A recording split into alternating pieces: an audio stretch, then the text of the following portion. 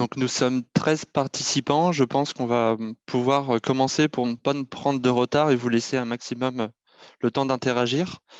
Alors, bonjour à toutes et à tous et donc bienvenue dans cet atelier de pratique inspirante, la microferme au lycée Fustel de Coulanges à Massy. Cet atelier vous sera présenté par Sandrine Carré, enseignante de SVT. Je suis moi-même donc Nicolas Riet et travaille à la direction des opérations du pôle lycée à la région Île-de-France en tant que coordinateur de la démarche des lycées éco-responsables. Avant de laisser place à Sandrine qui vous expliquera donc ce montage, quelques petites consignes concernant les modalités pour que le déroulement se passe bien.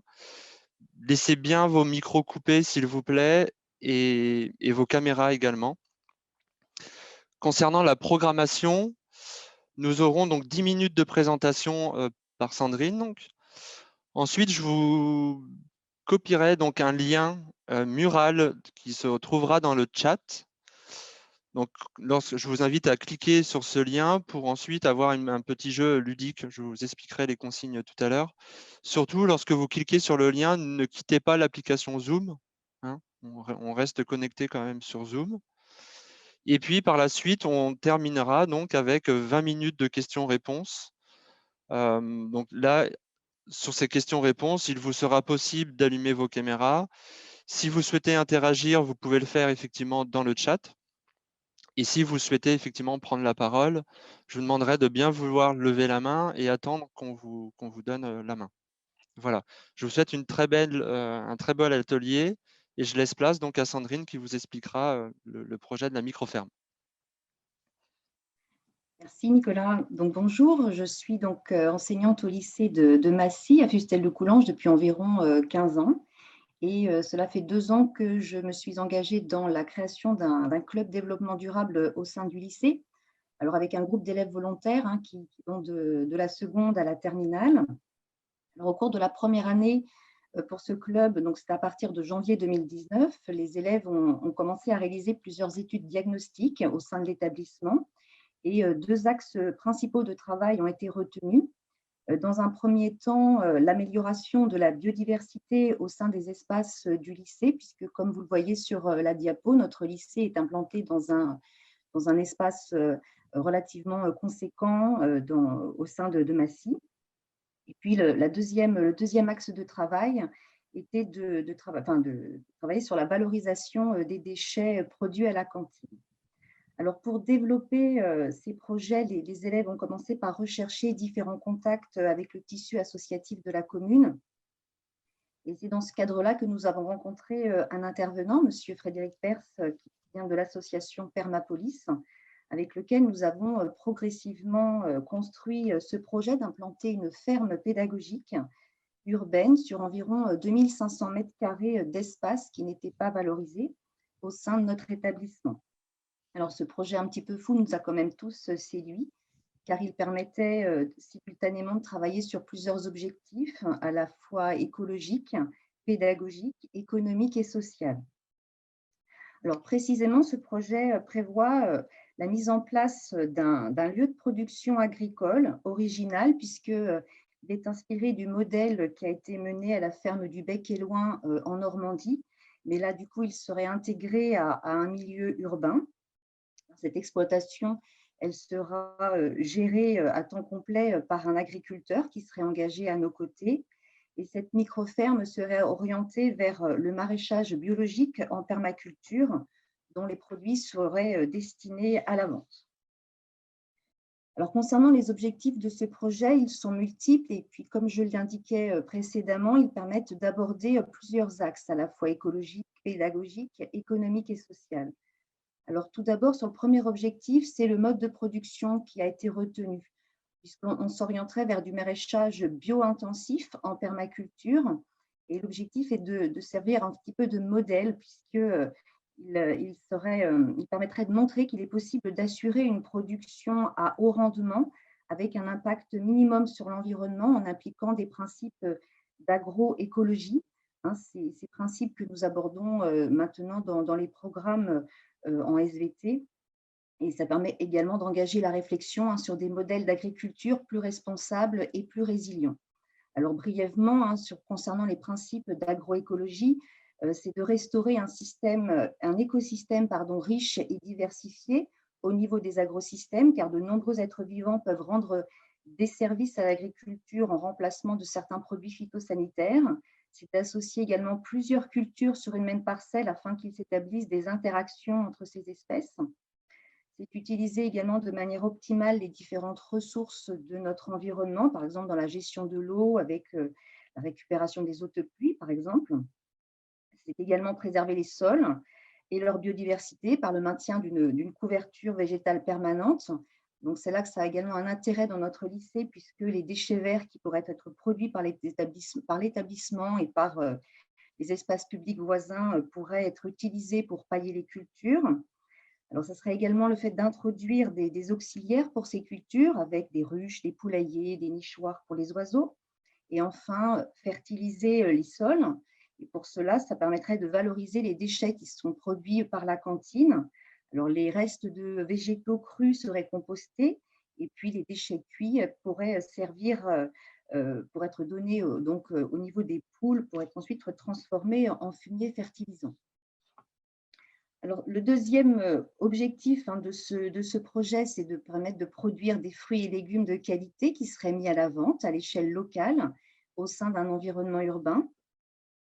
Ça permet également de créer du lien social entre les différents quartiers, puisque notre lycée est situé idéalement à proximité du centre-ville, de la gare de Massy et puis des communes limitrophes comme Verrières-le-Buisson.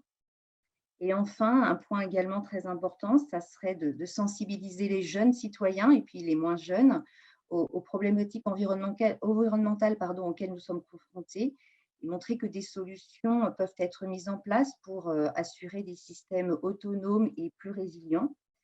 Et c'est pourquoi cette localisation de cette structure au sein d'un établissement scolaire et puis avec sa proximité avec d'autres tissus éducatifs dans le secteur, puisqu'on avons juste à côté de nous le collège Gérard Philippe et puis également d'autres écoles.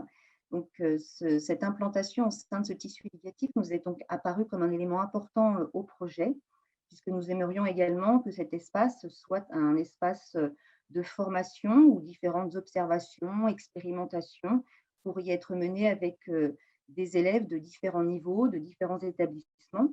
Et puis, on peut également imaginer que ces ateliers et ces formations soient proposés à un public plus large, un public qui serait désireux de s'initier à la permaculture.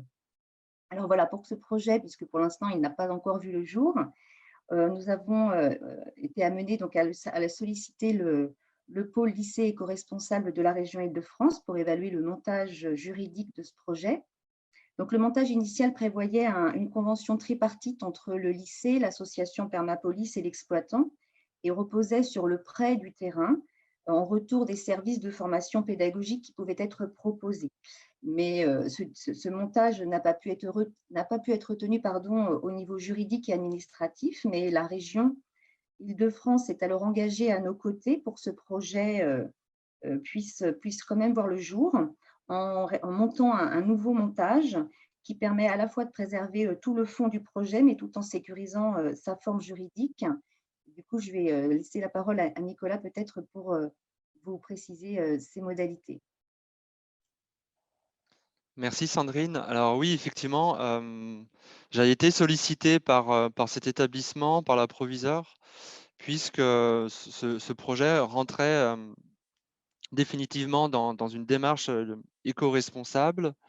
Donc les propositions faites semblaient et semblent toujours aussi intéressantes, sauf que juridiquement, le modèle, juridiquement, en fait, ça ne pouvait pas fonctionner au vu de ce montage, puisque comme vous l'avez compris, nous avons différents aspects, l'aspect commercial, économique, l'aspect technique, et nous sommes soumis, en fait, si vous voulez, dans un enfin, dans un lycée, au code de l'EPLE, donc au code de l'éducation, et dans un établissement scolaire, en tous les cas EPLE, aucun modèle économique est réalisable, sauf si l'on passe par l'intermédiaire d'une association, comme la MDL ou autre. Donc on s'est apparé effectivement de ce dossier-là, qui a été pour nous une toute première, je ne vous le cache pas. Ça a été aussi, donc le lycée est pionnier sur cette demande, et ça a été pour nous une innovation. Donc on a sollicité différents services de la région Île-de-France, aussi bien les juristes que la partie technique, que d'autres que je passe.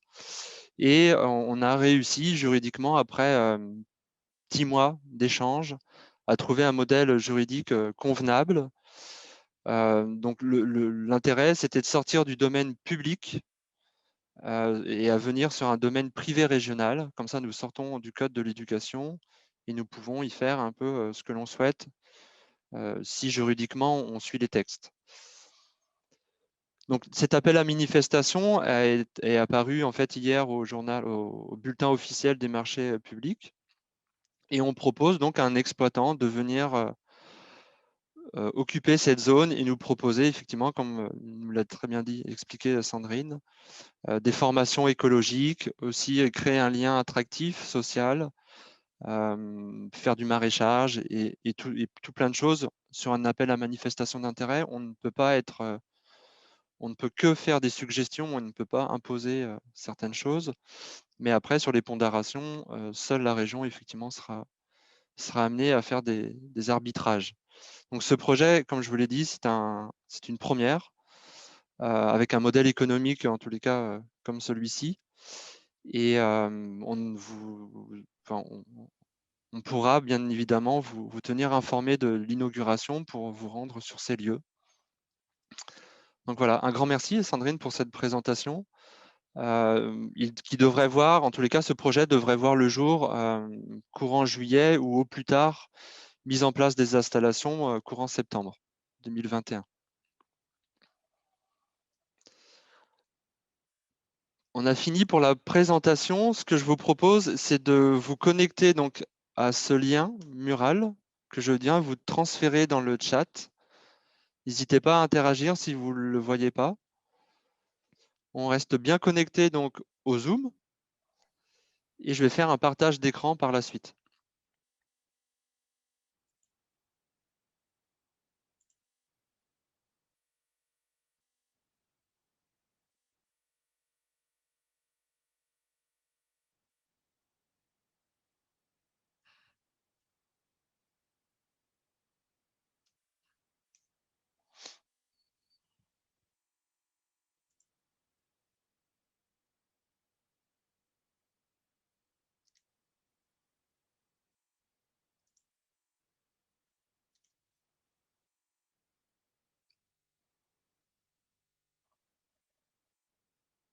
Je vois a priori qu'un grand nombre est connecté, donc ça a l'air de fonctionner.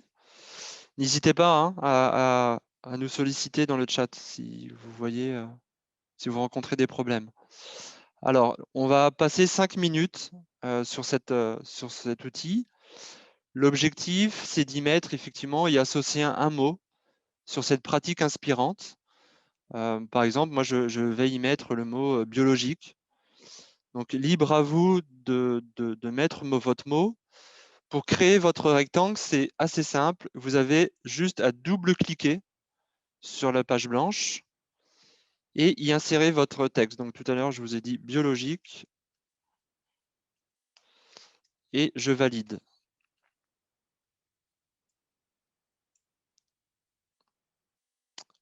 C'est à vous.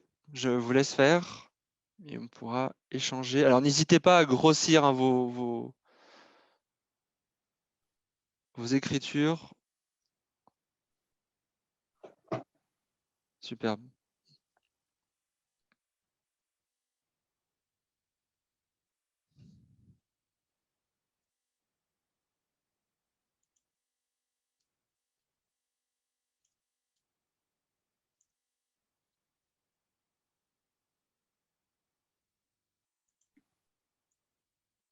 Alors, on a beaucoup. On pourrait peut-être après essayer de les classer ensemble.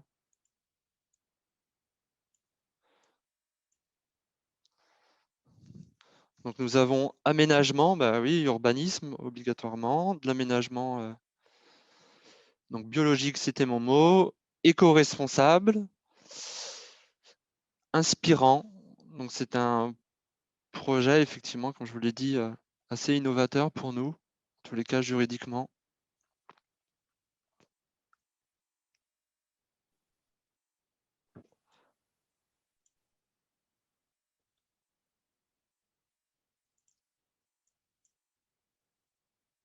Donc nous avons le social, effectivement, ça va créer ce que l'on souhaite, créer une dynamique à échelle territoriale, en tous les cas pour la ville de Massy, et de proposer ces animations au grand public. On espère que la structure, je ne sais pas si ça sera une association ou un agriculteur ou une entreprise privée, mais on espère effectivement que ce site soit ouvert 7 jours sur 7 et proposer également aussi des animations le week-end. N'hésitez pas à interagir, hein, Sandrine, si vous souhaitez prendre la parole. Donc, économie circulaire, oui, comme l'a expliqué Sandrine, le but, c'est d'être sur un cercle vertueux et profiter de cet espace inoccupé. Donc, je ne sais pas si on vous l'a dit, mais on a pratiquement 3000 mètres carrés, ce qui va permettre une polyvalence des activités. Mais effectivement, le but, c'est pouvoir avoir une économie circulaire sur ce site.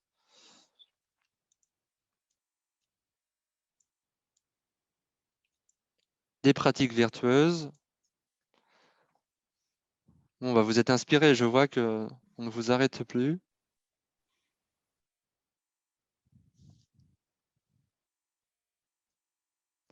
Sur la partie, ça, on peut peut-être préciser, sur la partie pédagogique, alors on parlait du grand public, mais on parle aussi des pratiques d'enseignement.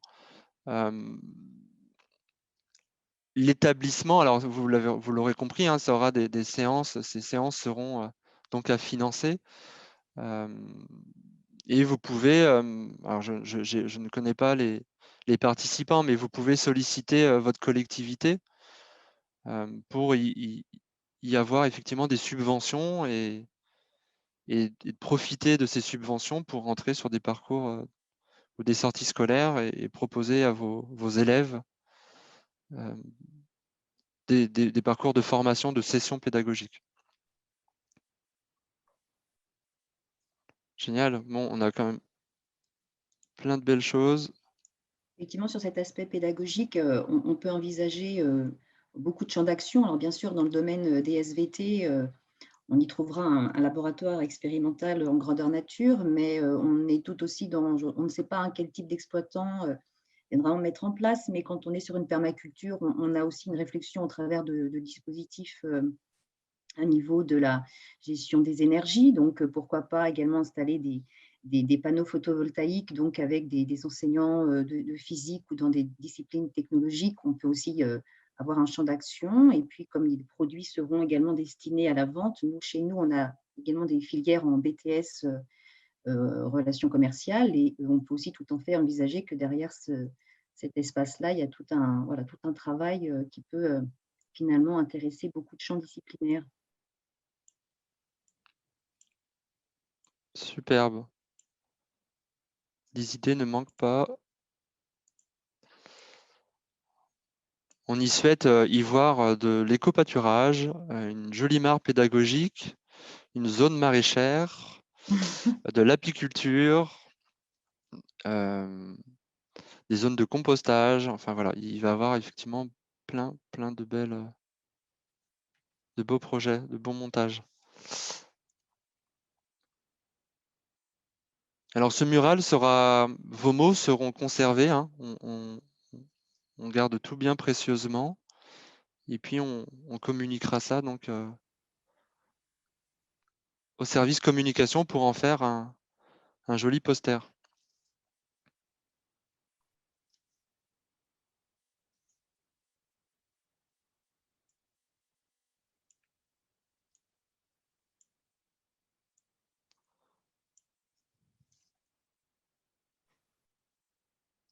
Bon, super. Merci beaucoup pour votre participation. Et Merci. maintenant, ça va être à votre tour. N'hésitez pas à interagir. Donc, on a 20 minutes de questions-réponses, on va dire 18 minutes de questions-réponses.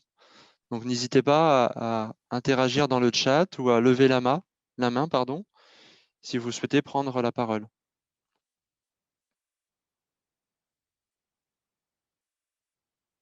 Je vais couper le partage d'écran.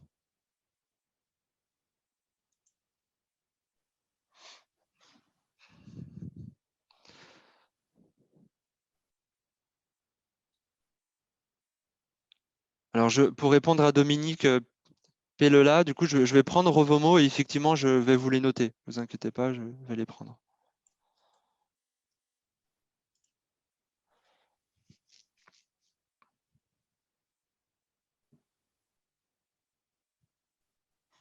Alors, Baptiste, Oui, bonjour, vous m'entendez? c'est à vous. Oui, bonjour Oui, Baptiste. Bonjour, bonjour. j'avais une petite question sur votre projet du coup là, que vous avez mis en place. Moi, je voulais savoir combien de temps ça a pris depuis eh bien, le lancement de ce projet jusqu'à eh bien, son fonctionnement un petit peu Hmm. de manière pas autonome, mais je veux dire maintenant que ça roule, combien de temps ça a pris pour le réaliser? Alors, il n'est pas encore en place, hein, puisque on n'en est pas encore à la phase, mais les choses avancent finalement assez rapidement malgré tout, puisque nous, on a commencé à réfléchir à ce projet à partir d'un comité de pilotage qu'on avait mis en place en juin 2019. D'accord.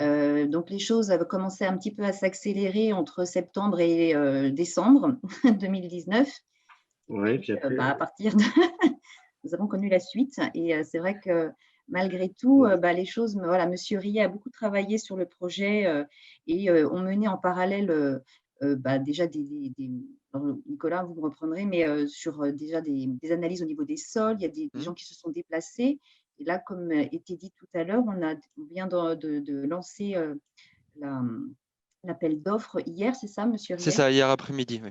Voilà. Donc, les choses finalement, ça fait à peu près 1 an et demi qu'on est sur, l'initiative de ce projet. D'accord. Avec le confinement en plus qu'il y en a eu pendant l'année. Mhm. Voilà, ce qui nous a pas tout à Ouais, fait je m'en doute. Et Ok. comme nous sommes sur des pratiques assez nouvelles pour nous, comme je vous l'ai dit, du coup, Baptiste, à la région, c'est quelque chose qui est vraiment innovateur juridiquement. Donc, on essaye de Ok. pousser, effectivement, de changer les choses. Ce projet, rentrait vraiment dans une vraie démarche vertueuse et éco-responsable. Donc, une fois qu'on a été sollicité par le lycée, nous, au sein de la région, ça a dû prendre, comme je vous l'ai dit, 10 à 12 mois d'échanges D'accord, ouais. interminables, mais constructives pour le coup, puisque nous avons réussi avec les collègues à trouver une solution et un modèle juridique convenable qui nous convient en tous les cas et qui peut convenir à une association ou un agriculteur ou autre. Mais D'accord. Et ouais, j'avais aussi une question par rapport à ça, à ces réglementations, etc. Du coup, si j'ai bien compris, il fallait passer par une association pour pouvoir ensuite dégager un petit peu, enfin faire pas un commerce, mais vendre les produits du lycée. Et est-ce que ça aurait été possible de faire une association à l'intérieur du lycée ou est-ce que c'était une association extérieure au lycée qu'il fallait qu'ils viennent? alors, le lycée a entrepris une démarche, comme vous l'avez compris. Donc, ils ont sollicité effectivement, de mémoire, c'était une entreprise privée et une association locale de Massy. La proposition qui a été faite donc, à la région n'était pas retenable. Donc, on a retravaillé effectivement ce dossier pour que du coup, ça nous convienne juridiquement tout en proposant un maximum de prestations. Et à ce jour, du coup, on laisse la porte à toute structure pour pouvoir répondre à cet appel à manifestation d'intérêt. Quoi qu'il en soit, effectivement, ça a demandé un travail technique préalable dans le sens où il a fallu faire de la création de compteurs d'énergie, par exemple d'électricité et d'eau pour l'abonnement.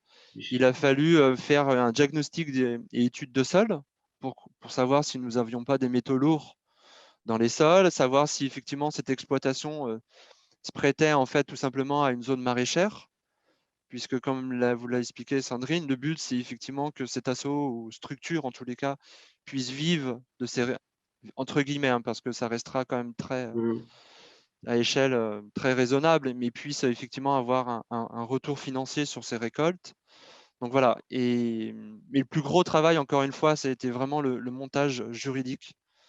Donc aujourd'hui, maintenant qu'il est là, j'espère pouvoir, on l'espère tous en tous les cas, pouvoir essaimer dans différents d'autres lycées l'année prochaine. Ouais, super.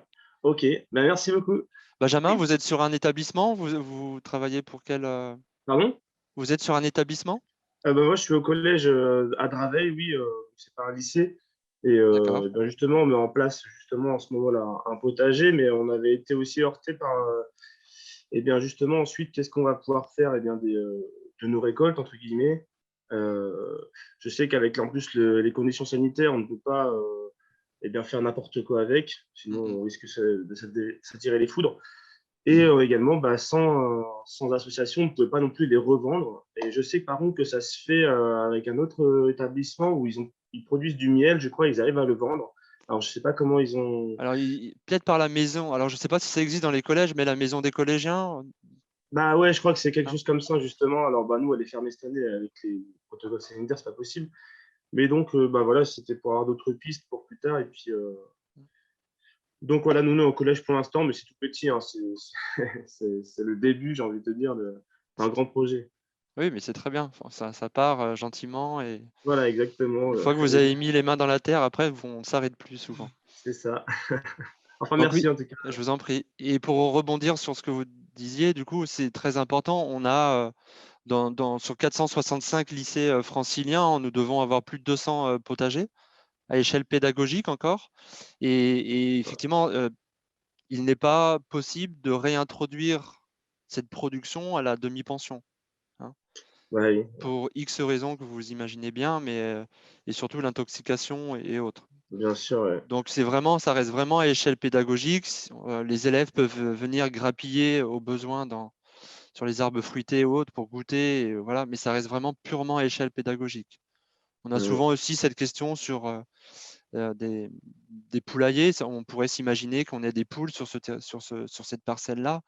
Les œufs, c'est pareil. Les œufs, ça revient soit effectivement à l'enseignant qui repart avec, mais, mais ce n'est pas sous la responsabilité de l'établissement, hein. Ça, c'est important.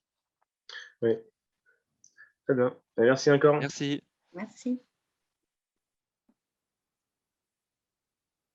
Auriez-vous d'autres questions?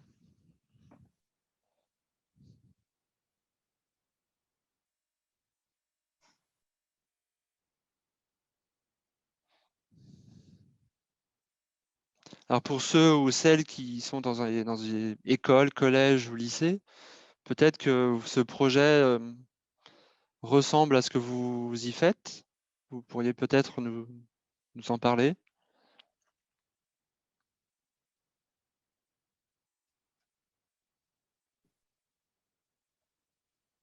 Est-ce que ce projet a suscité un intérêt pour vous? Est-ce que vous seriez prêt à réfléchir sur la question avec vos collègues enseignants?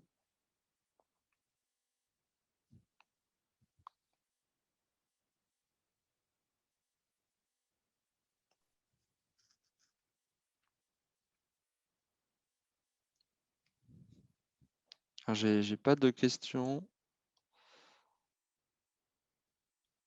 Ah, donc nous allons avoir des moutons. Est-ce que vous souhaiteriez nous expliquer oralement du coup ce que vous pensez faire sur l'installation des moutons chez vous?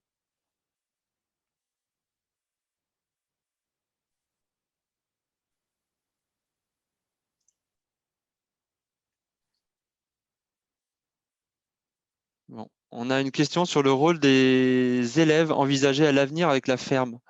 Projet de classe, éco-délégué. Je vous laisse la parole, Sandrine. Oui, donc effectivement, comme je le disais, là, en fait, les projets vont monter aussi au fur et à mesure du temps en fonction de l'intérêt que nos collègues enseignants vont pouvoir y trouver. Nous, c'est vrai qu'en SVT, l'intérêt, on le voit rapidement puisque nous, dans les programmes de seconde, aujourd'hui, nous avons à aborder toutes ces techniques d'agriculture un petit peu innovantes qui permettent, comme on l'a évoqué hein, dans la conférence de monsieur Jouzel sur l'obligation d'arriver à trouver des modèles beaucoup plus résilients. On a toujours ce besoin de nourrir une certaine quantité d'individus, mais tout en trouvant des stratégies plus innovantes. Donc, comprendre les interactions qu'il peut y avoir entre les espèces, travailler sur les études de sol. On peut aussi travailler d'un point de vue même en chimie hein, pour évaluer les intérêts d'association dans la fertilisation des sols. Après, comme je vous le disais aussi, tout l'aspect qui pourrait être associé à cette exploitation qui sera là pour le coup véritablement à destination d'une vente hein, de produits. Tout notre pôle STMG, BTS, relations commerciales, marketing pourrait peut-être aussi être amené à trouver des projets pour s'inscrire dans ce domaine. Et puis bon, pourquoi pas voilà, des projets qui peuvent être menés aussi avec les professeurs d'histoire géo ou en économie. Enfin voilà, je pense que ça peut générer petit à petit des pistes de réflexion avec nos collègues, que ce soit après aussi pour les collèges ou les écoles. Venir avec des scolaires dans petite classe maternelle, ça serait aussi tout à fait possible. Donc, bien évidemment, les élèves ont un rôle crucial dans cette expérience et on compte sur Alors, eux. ouais, alors ce qui a été aussi proposé, mais ça on verra avec, effectivement, comme le disait Monsieur Riet, on n'a pas de directive à donner sur les appels à manifestation, donc on verra aussi en fonction des propositions qui nous sont faites. Mais dans notre idée initiale, on pensait également dédier une petite parcelle en potager qui serait plutôt destinée voilà, aux élèves du lycée, mais on resterait à l'écart hein, de la parcelle qui est préparée démarrage, donc où les élèves pourraient aussi reproduire dans le cadre d'un club ce type Mm. de petite interaction à une échelle toute petite. Donc ça serait sur des temps, voilà, du temps libre qu'ils pourraient avoir. Donc c'est bon, ça permettre de développer d'autres choses. Je voyais effectivement la réflexion là, sur la difficulté de maintenir un potager sans aide extérieure. C'est vrai Mm, que mm. c'est un peu difficile. Et puis nous aussi, en lycée, avec la réforme qui nous arrive, le temps que l'on peut dédier de temps libre pour pouvoir travailler dans un potager, ça paraît très compliqué. C'est tout l'intérêt aussi de pouvoir travailler avec un exploitant à temps complet extérieur qui permette justement d'être en autonomie sur ces parcelles, que nous n'ayons finalement besoin de travailler que sur l'aspect pédagogique sans avoir toute la maintenance et l'infrastructure voilà, qu'on n'aurait pas la possibilité d'avoir au niveau de temps, ça serait difficile. Et Sandrine, du coup, une question. Pensez-vous faire rentrer plusieurs collègues de matières différentes sur ce projet Alors, environnemental? effectivement, déjà, nous, quand on a commencé à travailler sur ce projet en comité de pilotage, on était enfin, on avait déjà des enseignants de disciplines différentes, que ce soit en histoire, que ce soit des professeurs en STMG, justement, étaient intéressés en économie aussi. Donc, je pense que ça peut voilà, générer des projets Mm. pluridisciplinaires intéressants au sein du lycée, mais pourquoi pas aussi entre établissements, parce que je sais que le collège Gérard Philippe, qui est en face de nous, est très, très, très investi également. Et voilà, on pourrait tout à fait imaginer des partenariats entre collèges-lycées au sein de ces structures. Je vois que nous avons le lycée Descartes d'Antony que je connais. Alors, je réponds donc à Dean, effectivement, juridiquement, pareil, l'éco-pâturage, ça demande des conventions particulières. En plus, vous avez eu entre-temps un changement de proviseur, si ma mémoire est bonne. Donc oui, pour vous, ça a mis relativement, ça a été relativement long. Maintenant, aujourd'hui, la convention est signée. J'en ai fait le retour donc, à votre proviseur et gestionnaire la semaine dernière de mémoire. Donc l'éco-pâturage va pouvoir arriver si c'est déjà pas lieu. Et de mémoire, vous allez avoir 5 moutons, je crois, sur une belle superficie. Donc vous allez voir, vous allez gagner effectivement, créer un lien social important, ou de la curiosité entre élèves. Et puis ces moutons auront tous très prochainement un joli petit surnom. Alors, auriez-vous des idées pour développer des projets similaires dans des lycées urbains? C'est une très bonne question. Alors, Sandrine, du coup, je peux vous la poser. Si vous étiez, vous, sur un lycée urbain, qu'est-ce que vous pourriez proposer à vos élèves en lien avec la biodiversité? Mais là, on est déjà sur un modèle urbain, nous, ici, sur Ouais, Massy. alors je ne sais pas si on pense plus au lycée parisien, peut-être? Ah, alors, c'est vrai que lorsque en tout cas, c'est vrai que nous, quand je disais qu'on s'est inspiré un petit peu du modèle développé sur la ferme du Bec-et-Loing, il y a la possibilité d'aller voir un petit peu hein, ce qui s'est fait dans cette exploitation. Et il y a des modalités de production agricole sur des toutes petites surfaces, parce que c'était aussi ça Mm. l'intérêt, c'est de montrer que sur des toutes petites surfaces, à la ferme du Bec-et-Loing, ils sont sur 1000 mètres carrés, il était possible de générer finalement une production avec un haut rendement et dont les fruits de la vente permettent d'assurer voilà, un revenu convenable pour un exploitant. Et montrer que voilà, on peut aussi, même si on est vraiment sur un milieu très, très urbanisé, développer sur voilà, des systèmes de couches. Alors moi, je ne suis pas spécialiste sur toutes les technologies développées en agroécologie, dans le domaine très poussé, mais en tout cas, il y a des projets très innovants qui montrent qu'on peut vraiment optimiser toutes les parcelles et que dans la manière dont on va associer certaines espèces, on va être capable finalement d'avoir comme ça un rendement qu'on n'imagine pas et qui peut permettre de répondre à des problématiques de, voilà, d'abondance alimentaire et puis même aussi de la production en local. On voit bien qu'avec la contrainte Covid, on s'est rapidement confronté à cette difficulté d'avoir à gérer tout sous un aspect très mondialisé et revenir un petit peu sur du local, c'est aussi une réflexion qui peut être intéressante à mener même à l'échelle urbaine. Alors, par expérience, dans les lycées, on peut parfois, je dis bien parfois, en fonction du code, soit l'ERP ou du code de travail est soumis la couverture, le toit de l'établissement, et structurellement, savoir si votre toit peut résister effectivement à ce surplus de terre que vous venez rajouter, mais il peut y avoir de la culture sur vos toits. Vous avez peut-être entendu parler de pariculteurs. Dans Paris, nous avons énormément de toitures végétalisées aujourd'hui sur de la moyenne ou grosse production. Vous pouvez aussi créer en fait tout simplement des potagers hors sol, même si aujourd'hui vous avez de l'enrobé dans votre cour. Il vous est possible de créer en fait des potagers hors sol, désimperméabiliser les sols également. Bon, là, ça devient des travaux beaucoup plus importants, mais il y a plein de sortes, enfin, il y a plein de petites possibilités à l'échelle d'un établissement. Encore une fois, on n'est pas là pour faire de la production, on est là à une échelle pédagogique et pour vos élèves.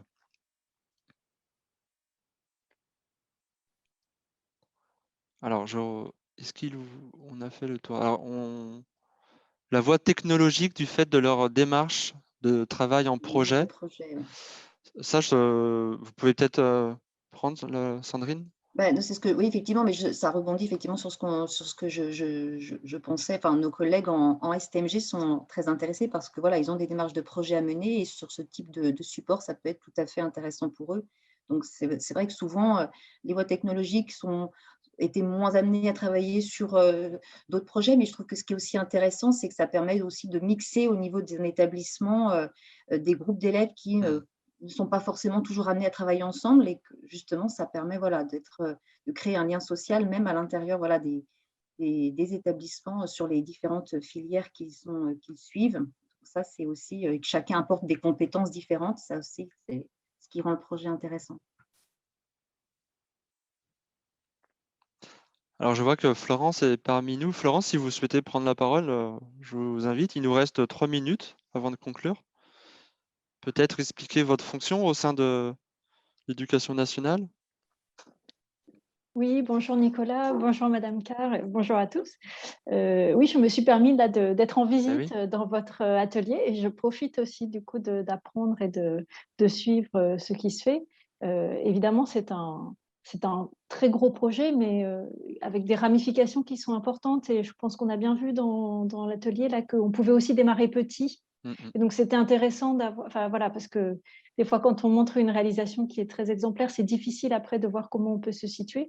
Et là, on a bien vu différentes étapes et différentes manières de faire, donc on peut s'adapter à des situations qui ne sont pas forcément toujours les mêmes.